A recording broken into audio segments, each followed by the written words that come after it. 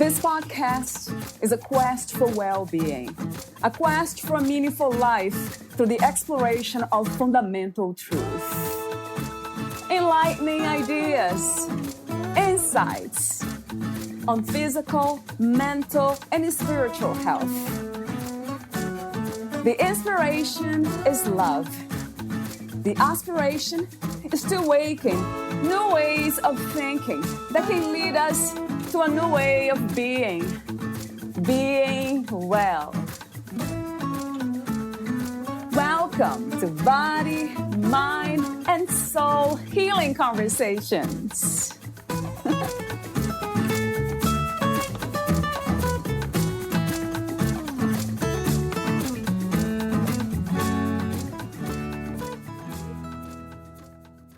Mindfulness is being in a state of total awareness of the contents of our minds, which makes us more conscious of what we're thinking and feeling. And by being in this state of complete awareness, we can remain observant of our thoughts and our feelings with acceptance and non-judgment, because we have a heightened awareness of what is occurring in our minds. This is when we are in a pure state of mind, and it is in this state when you can guide yourself wisely, pointing yourself in the right direction instead of one that can be hurtful or harmful to you. This state of complete awareness that mindfulness puts you in won't let you escape or choose something bad or unwise, because you will be conscious of the choices you are making, and you will want to make the best ones. But if you don't, that means you weren't letting mindfulness do what it does well: keep you present with total awareness. What mindfulness does is it helps us maintain equanimity in the face of change and accept it maturely without reacting. This is the type of mature consciousness we want to be in, so we can be aware of when we slip into duality. Valeria Teles interviews Ora Nadrich, the author of Mindfulness and Mysticism, Connecting Present Moment Awareness with Higher States of Consciousness. Ora Nadrich is a pioneering mindfulness expert, international keynote speaker and coach, and the founder and president of the Institute for Transformational Thinking, a sought-after expert in the fields of mindfulness, transformational thinking, and self-discovery. She is the author of Says Who? How One Simple Question Can Change the Way You Think Forever, and Live True, a mindfulness guide to authenticity, named one of the 100 best mindfulness books of all time by Book Authority. Her new book is Mindfulness and Mysticism, Connecting Present Moment Awareness with Higher States of Consciousness. Meet Ora at oranadrich.com. Here's the interview with Ora Nadrich.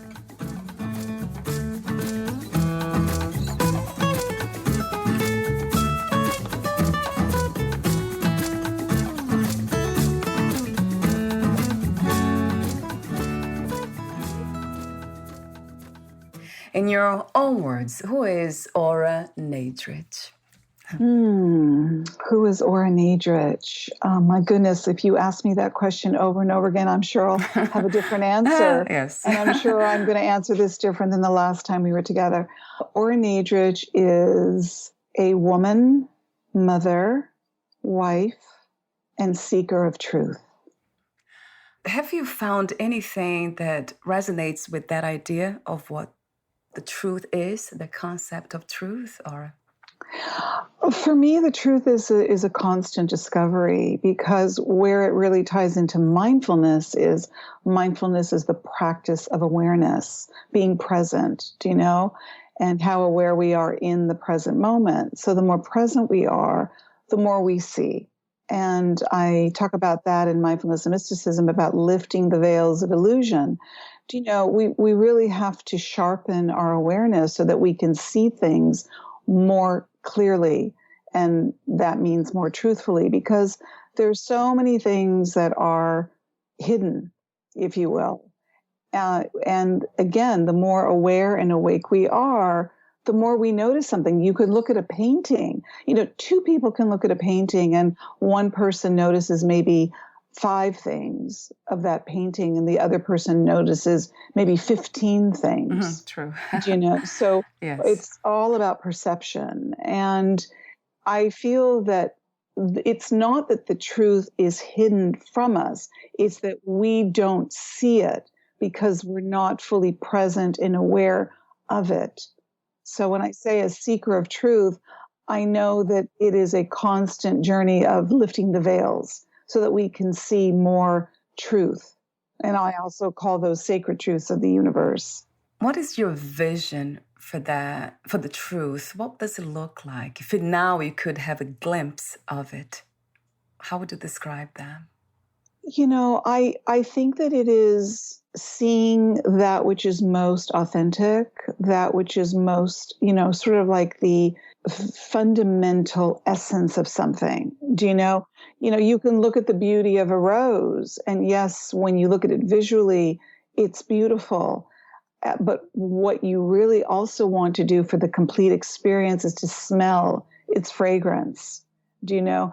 To me, that's a full, truthful experience of that entity. That the rose presents itself to us, it invites us in. We're being invited in every minute of the day. We're being invited in to experience, to see. I love that quote by Thoreau. It's not what you look at that matters, it's what you see. And this is something that mindfulness, which is a practice that you teach for a long time now, it takes us to that realization that life is a lot more than what we look at it. I love that idea. Yes. I wonder, what are the signs, besides using the five senses to experience what's happening now? Are there other subtle signs of when we are present? What would that be? Well, what I say about mindfulness and present moment awareness is that when we are fully present, our senses are more heightened, meaning that we can see more clearly, we can hear more sharply, we can taste more fully, we can touch more sensitively. So our senses are much more heightened because we're so much more present, and we have heightened awareness. And because we have heightened awareness, again, going back to perception, our perception becomes much more heightened, which is then lending itself to higher states of consciousness. We're not just seeing things, as I mentioned in the book, it's not just the first layer of truth. There are many layers, do you know? So if you think of your senses as the gateway, our senses don't lie. Our senses guide us on the life journey to have the experiential, so that we can have all of these sense awareness, if you will. And the more present we are, the more we can go even deeper into our senses. And perhaps there are many more senses beyond just our five senses. One of which is intuition, I have heard. Exactly. Right? Exactly. Yes. I mean, we rely on things, I don't believe that we even use, I don't even want to do it in percentages, but I think that we use very little of our greatness, if you will.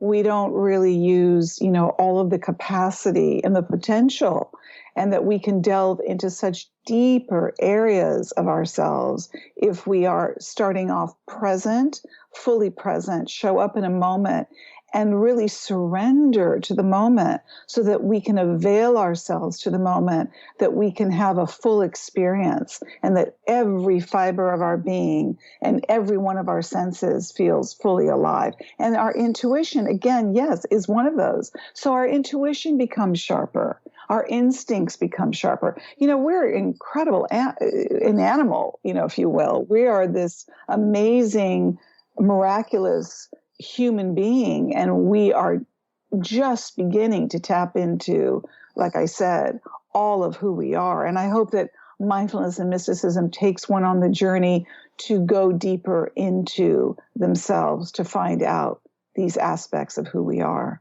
Another question, I guess, with that, when you talk about when we are present, we are able to kind of deepen our senses so we can feel more.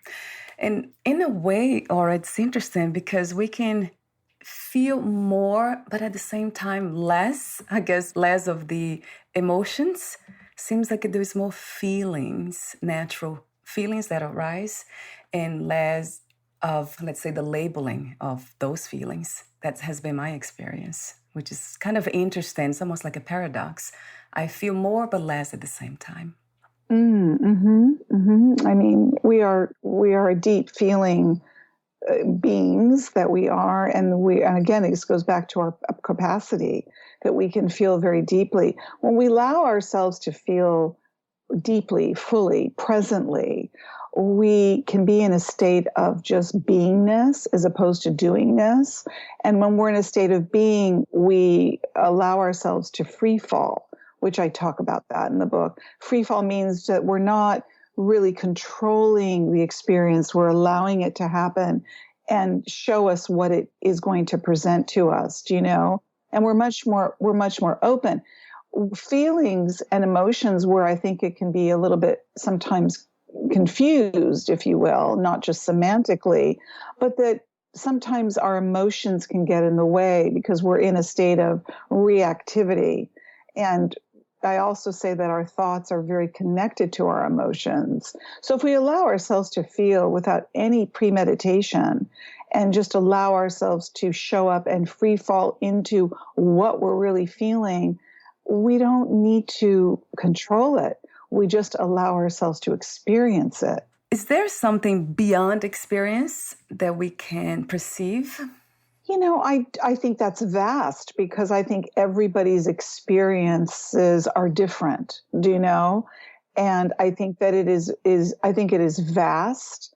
I think there's no limitation to what we can experience, and it can take us deeper into the experience where our doors of perception, which, you know, Aldous Huxley talked about the doors of perception. And my book really offers up, you know, diving deep into the doors of perception naturally without, you know, you having to use drugs or artificial stimulants or anything really, that the chemicals of our brain can take us into many areas, do you know, neuroscientifically, that there is no limit to it, really. Do you know?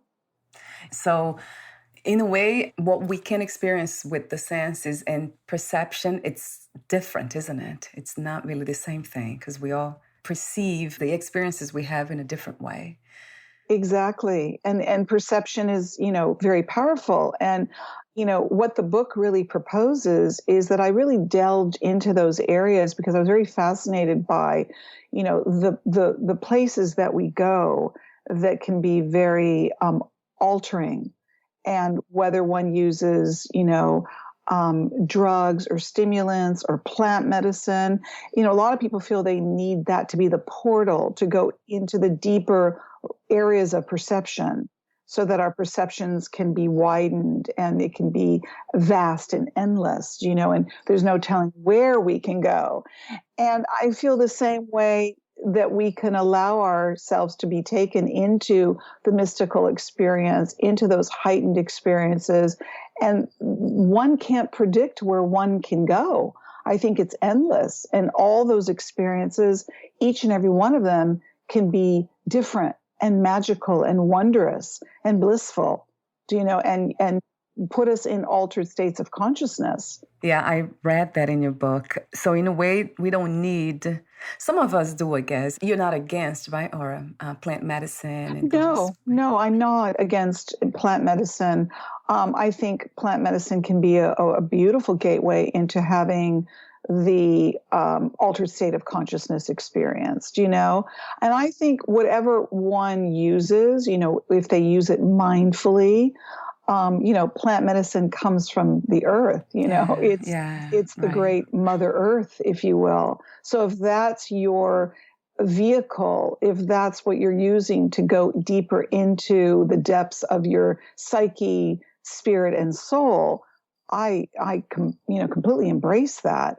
I just don't want to see people abusing chemicals or stimulants in order to feel that's the only way they can have altered states of consciousness. I think that's a very limited mindset to have. I wanted to make a comment about the experiences we can have and then the perceptions that we can access. And then the common place that we usually get to, most of us, when we are there, be it with the help of plant medicine or naturally, as you propose. we get to this space of oneness. We are able to see that. Yes. Isn't it Yes. interesting that we all are able to see that? Yes, exactly right. And there are people, whether they have experienced a feeling of oneness or unity consciousness, whatever that means to you, the absolute, you can call it whatever you want. There are many ways in which one can access that and experience it. And yes, plant medicine is one of those ways. And that's what I call the mystical experience. That feeling of oneness and non-separateness, what I'm really inviting the reader on this journey is to know that this is available to them, and that anybody can have these experiences if they set themselves upon that journey. Yeah, that's another question I have for you in a minute about what drives us. If this is the self-transformative journey of mysticism, is that a calling, or this is something that we can experiment out of curiosity? I think both. I think for me, I always took myself to the depths of discovery because I want to learn more. And that journey, by the way, is endless until we take our last breath. And then who knows what happens for the Yeah. spirit when it leaves the body. The journey may be just a continuum and it never ends, So, yeah, I think that it's there for us if we have a desire to go into those deeper areas of our being, then it's endless what we can experience in this lifetime. And I really invite the reader to come on that journey, to take themselves on the journey of discovery. It's quite an extraordinary journey. Tell me about it. It's amazing when we become open to it. Then it happens naturally. It becomes organic from that moment on. Yes. And I think also, Valeria, one of the reasons why I speak of seeking the truth, or for those who seek sacred truths, is because that really is a truth that can be known by all of us. The way in which life can be is that it keeps it from us, meaning that we live in a material world. And there's so much that we seek materialistically that we can lose sight of going into the deeper depths of the life journey in order to go into these sacred, sublime places that's available for us to go towards. We just mustn't get caught in the sort of the denser areas of life and just only attach ourselves to the materialistic. We have to really nurture and feed the spirit, because the spirit longs for a much more sacred journey. With that in mind, I have a question for you about the motivation for that, or let's say the benefits of that exploration. Would you say the end of suffering, or it lessen the feeling of pain? Yes, I mean, I would go with lessen it, because, ending is a very concrete description for suffering. And as the Buddha talked about, suffering is inevitable. It's part of the life journey. We mustn't run from it. We mustn't hide from it. And we mustn't fear it. It's part of the life experience. But I think that it can ameliorate, it can soften the suffering when we allow ourselves to go into areas that are very sacred and holy. That we go into those places where we can see that life is really sublime, and it can take us into these exquisite depths of experience if we allow ourselves not to get caught in the suffering of life, or begrudge the suffering, or resent the suffering, or fear the suffering. We have to open ourselves up to life, all of it. And we don't need to get stuck in the suffering. There is that wonderful quote that suffering is inevitable, but we don't, it's also optional whether we want to stay there. I wonder if it is possible to focus and to redirect our attention to spiritual growth without achieving basic material needs. Yes, and we must make time for the spiritual. I love this quote by Pierre Teilhard de Chardin, French philosopher, mystic. We are spiritual beings having a human experience. And if we really pay attention to the needs of the spirit, not just our human needs, meaning, of course, we need to be, in our survival awareness, where we need a roof over our head, we need foods on our plate, we need to pay bills. I get that. We are in the material world. I understand that. But if it starts to dominate too much of your life and you're only functioning out of survival mode all the time, you're going to miss the magic. You're going to miss the magic that life can show you. Life offers you to be able to look at a sunset and a sunrise, or to take a walk on the beach. You don't have to pay for that. Do you know? Right. That's so true. It's saying, Yeah. come to me. Let me show you the gifts of this earth. Let me show you the gifts of this life. It's here for you. So we must stop again in our constant doing and our constant, worries and concerns about our survival. And I get that they're genuine. And some people are struggling all the time. I understand that. But if you succumb to that and it becomes your master, then you become a slave to it. And that becomes your life expression. And it's sad to make that your life expression 24/7. What a beautiful message.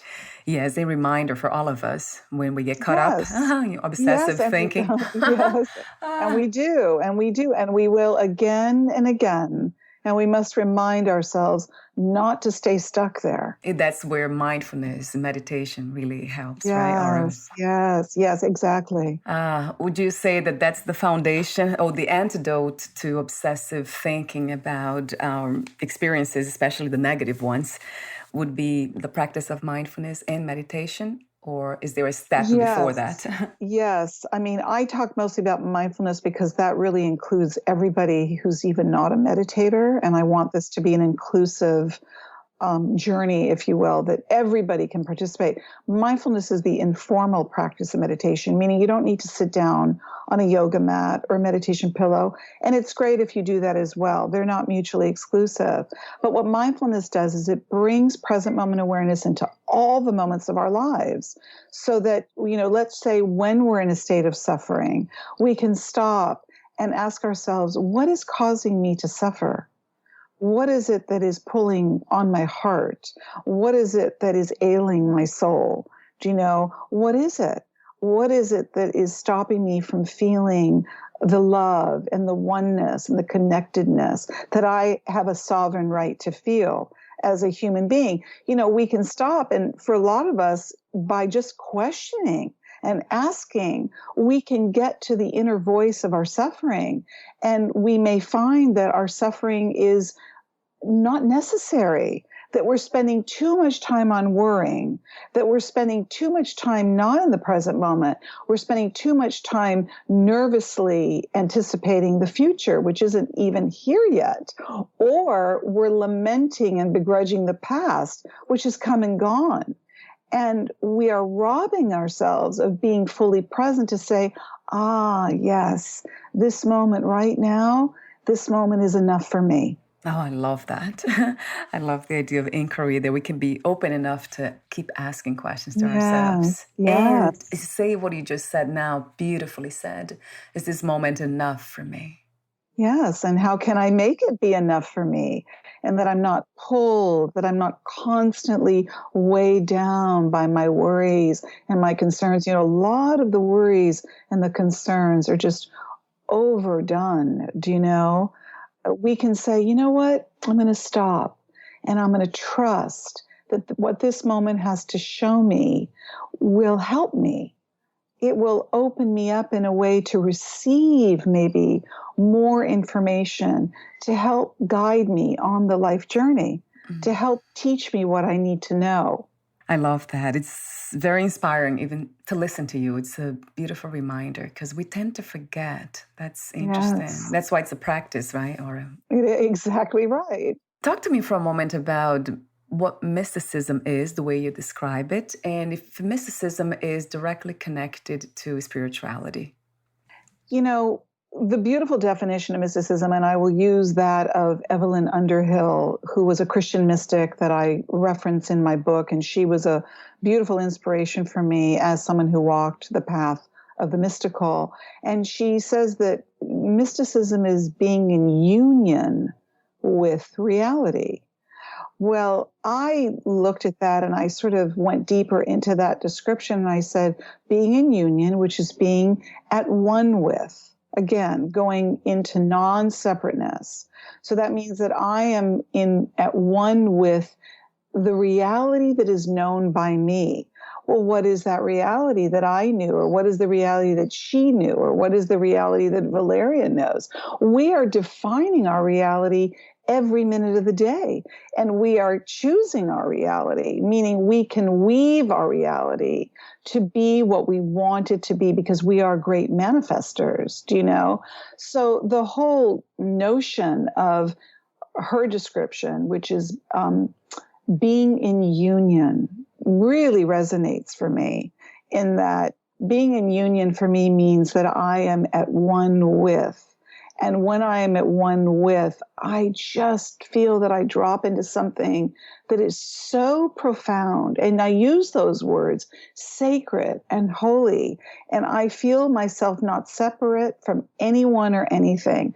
Now, if you take the essence of what I'm describing, when people say, well, how do I have a mystical experience? And I ask them, think of a time that you felt very at one with, that you had that beautiful moment that you said, oh my God, I feel so good right now. This moment is so beautiful. You know, there are people that have said, this is the best moment of my life. Well, think about what you're really saying. You're really describing the mystical experience where you are feeling so at one with that glorious, wondrous, magical, blissful feeling that we can experience if we allow ourselves to be available for it to happen. What comes to me when I think about experiences of that union, being in one, I remember having many of them. And I remember the first time I wanted desperately to go back to it. That became another search and, seeking something, which was not a peaceful place to be, constantly seeking to be somewhere but here. Talk to me for a moment about that. How do we expand, or what can we learn from the mystical experiences we have of oneness and leave it as it is? Well, I think it's important for people, again, to use that word remember. So by going into those states of awareness, if you will, where we can go back, and for many people that I ask this question to, they go back to childhood, and they go back to those pure states where there was no interruption. They were just their spirit, do you know? And, you see that. I think we can all remember going back to childhood when we just were so in the moment and we were laughing and we were running and the wind was blowing through our hair. We felt the sun on our face, and that is what we need to remember to connect to, because as we get older on the life journey with our wounds and our traumas and our disappointments, the things that happen on the life journey, going back to suffering, which again, the Buddha talked about. If we only focus on the suffering, we're going to forget. And we're not going to remember that we did have those mystical experiences going back to childhood, and that all we need to do is not keep ourselves stuck in those states that caused us suffering, because what caused us suffering isn't present. It's something out of the past, do you know? And if we stay stuck in the past, then we're not availing ourselves to the present to let the mystical visit us, to come to us. It's like saying, come to me, mystical, show me what you have for me to see.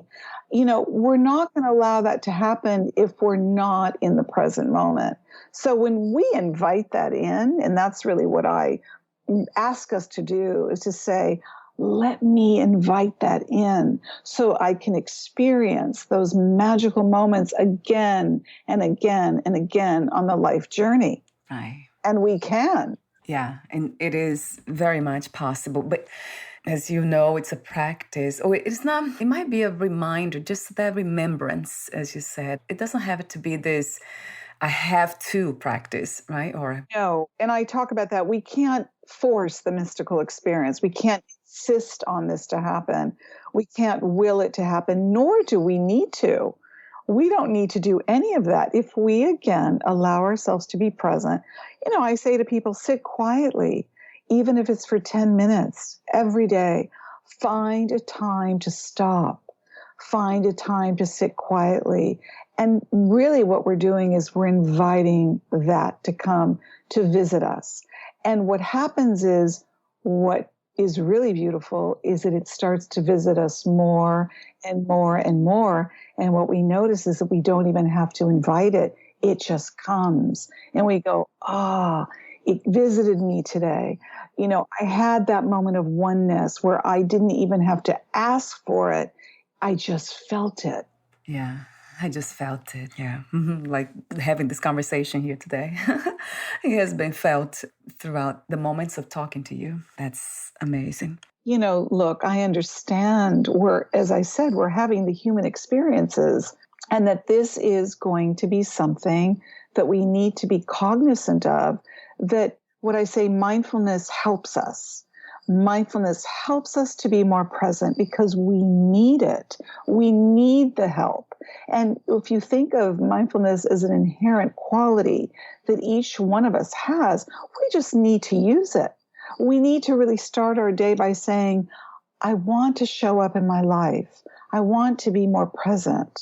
I want to be here, and if we remind ourselves of that, we will have much richer, deeper experiences that will feed our spirit.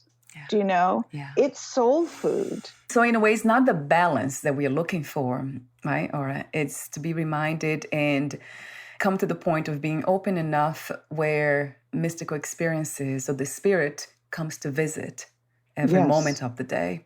Yes. So the idea of balancing, say, mundane experiences with the senses, the human experience and the spiritual experience doesn't seem to fit. They don't seem to match. Yes. And, the awareness of that, Valeria, is the awareness of when we are succumbing too much to, again, in being in the doing and the materialistic state, where we're dependent on it. We're so busy doing because we feel we have to get something and we have to achieve something. And again, there's nothing wrong with those things. But if life is out of balance, we're going to feel that something is amiss. And that's really our spirit telling us that we're not paying enough attention to it. We've got to take what I call in the book our spiritual pulse. When something feels off, this starts to be a refinement. It's like tuning an instrument. The more you practice mindfulness, the more you become finely tuned to when you are stepping out of the moment. You start to feel like, I'm not really present. What is keeping me from being present? What is keeping me from being content in this moment? What is it? What is it that I need to look at? What is it that I need to address? And it helps us. And sometimes there are things that we do need to address. And there are things that we need to look at more closely so that we cannot constantly let ourselves be taken out of the moment in a peaceful way with equanimity. We can't let all our moments just be based on, again, as I said earlier, just survival. Because we're not allowing for then the mystical to come visit us. We're not allowing life to show us those sparkling moments. It's like literally when you look up into a sky at night, it's not like the stars say to us, hey, psst, come on. Yeah. Come on, look at me. Yeah. I want you to look at me. No, we need to look up and recognize that a sky is full of sparkling stars, but we have to be open to see it. Yeah. Because it's there, right? Like you said in the very beginning of our conversation, the truth is always here. It's not hidden. It's there. It's always here for us. We just are not taking the time to see it. What a beautiful reminder. We need them. We need them, Valeria. We need the reminders. We really do, whether we're reminding ourselves. And this, again, is the practice of mindfulness. It's the awareness of what is it that I need right now in this moment. What is in this moment that I need to be aware of? Is there something that I need to learn, or to really avail ourselves to a moment to be so fully content that we can be in gratitude? We must not forget to be grateful for the moments as well. Yeah, which in a way naturally arises. Gratitude has been my experience. Every time I am in the moment, I can't help it, but just be grateful for everything and kind of seeing that this is already fulfillment. To be here in a body, it's already fulfillment. This journey, it's already incredibly beautiful and complete. Totally. And that's a great, people ask me, how do I start? And I say, when you wake up in the morning, don't just jump out of bed in a hurry. Take a moment or two, open up your eyes. For me, I open up my eyes, I connect to my breath. I feel gratitude that I'm one more day alive. And I get up and I open all the curtains in my room so that I could look at the sky, or I could see the birds flying across the sky. These are beautiful, breathtaking visuals that we mustn't take for granted, and it immediately connects you to your gratitude. It's interesting to see the connection between the embodiment of the human experience happen strongly when we are in the moment, when we are grateful. It's almost like we feel more alive in the body. We do. We really do. You're right. We feel much more alive. And I always say, what you put into the moment is what you're going to get out of the moment. And we mustn't waste these precious moments. I talk about that in my prior book, Live True, when I say, who are we to waste the moments of our lives? We're never going to get them back. You wrote the book. It's your second book, right? Or it's my third book. My first book was Says Who. My second book is Live True, and now Mindfulness and Mysticism. Okay, my third book, yes. So your third book, Mindfulness and Mysticism, Connecting Present Moment Awareness with Higher States of Consciousness. I love the book. Also in the book, you have a section, a chapter 30, Non-Dualism. I love that chapter. And I love the meditation, I guess you can call guided meditation you have in a written form, guided meditation instructions at the end of every chapter. Beautifully written, and it's very rich and generous. Oh, so thank you. Thank you for spending so much time in putting the energy into elevated states of consciousness and passing that on to others. You're doing that for yourself. I can see that right in the book. That's what you're dwelling in those states, and then you're passing that on to others. It's a gift. Thank you, Laura. Thank you. Thank you, Valeria, so much. Thank you. So I do have a few more questions for you, the ending questions. Would you like to add anything else we didn't discuss or read a passage in your book, Laura? My goodness. I really will defer to you, whatever you prefer. I'm happy to do it. I would love for you to read a passage. Perhaps you can open anywhere. I love when some of my guests, they do that, like intuitively. Okay. Well, I have, States of Consciousness, chapter 12. I'll read the quotes because people seem to love the quotes, and I'm a big quote person. So the key to growth is the introduction of higher dimensions of consciousness into our awareness. Lao Tzu. No problem can be solved from the same level of consciousness that created it. Albert Einstein. And the ordinary waking consciousness is a very useful and, on most occasions, an indispensable state of mind. But it is by no means the only form of consciousness, nor in all circumstances the best. Insofar as He transcends his ordinary self and his ordinary mode of awareness. The mystic is able to enlarge his vision, to look more deeply into the unfathomable miracle of existence. Aldous Huxley. And just to read the first chapter of that, if we looked at consciousness as states in a country, there are many. And if we multiplied that by states in other countries, well, it seems vast, maybe endless. This can be said about consciousness. There are many states, meaning levels of awareness our consciousness can be functioning on, and how awake and aware we are of ourselves, other people, and our environment determines our present state of consciousness. I love that idea because we do work a lot on healing. That's something that I love.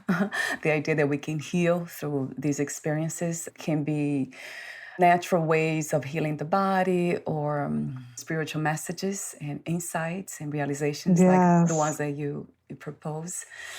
As I do what I do to heal the body and the mind, I'm still not free from diseases or confusion unless all of us and the environment becomes also in alignment with divine purpose or divine fulfillment, which is already here, as we have been saying. That's an interesting thing. It seems like it's the journey of finding wholeness. It's really for the body and mind. Absolutely. Yes, and I feel that that's what we're seeking. We're seeking to become whole.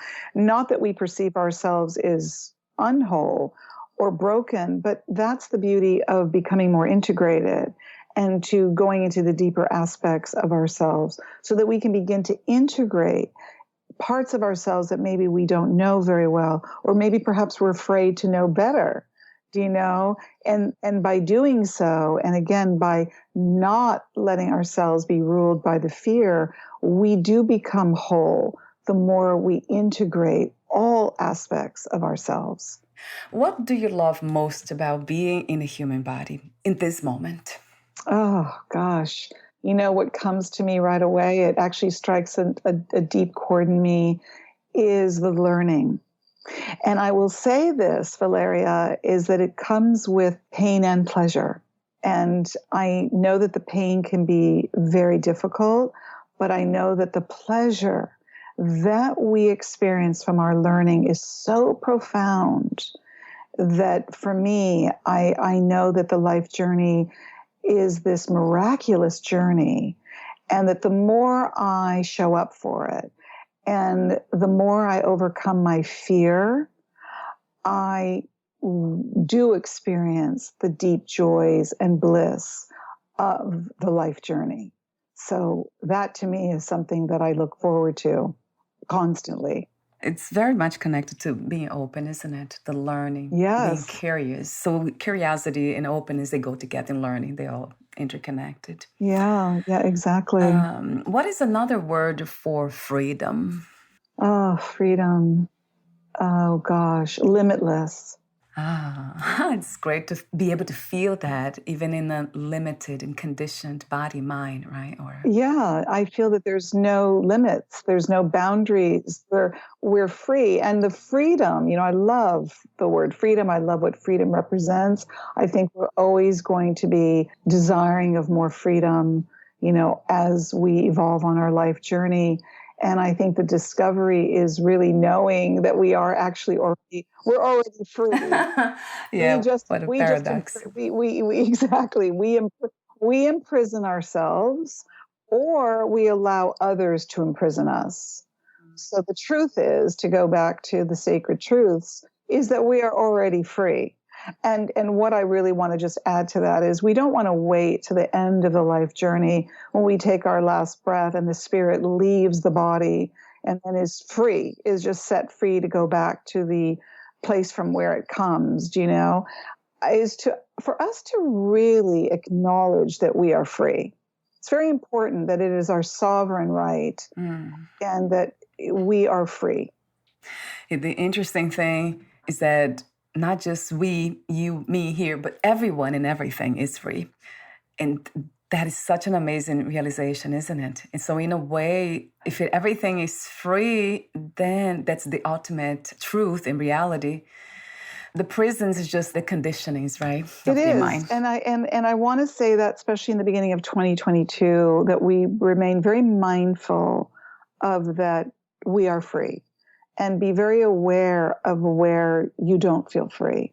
Just be very aware of where your freedom feels threatened. And is it you keeping yourself from being free, or are you allowing someone else or something else to keep you from your freedom?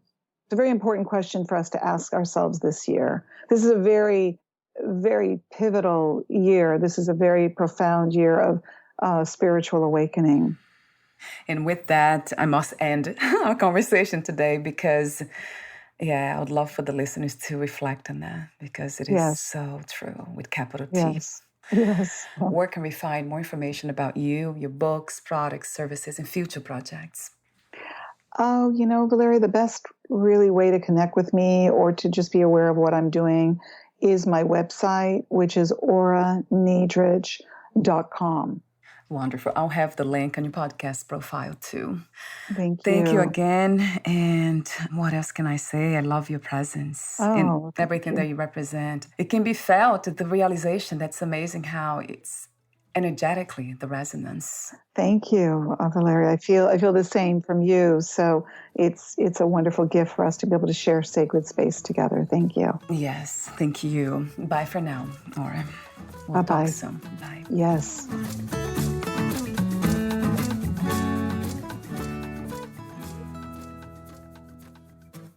Thank you for listening. To learn more about Aura Nadrich and her work, please visit auranadrich.com.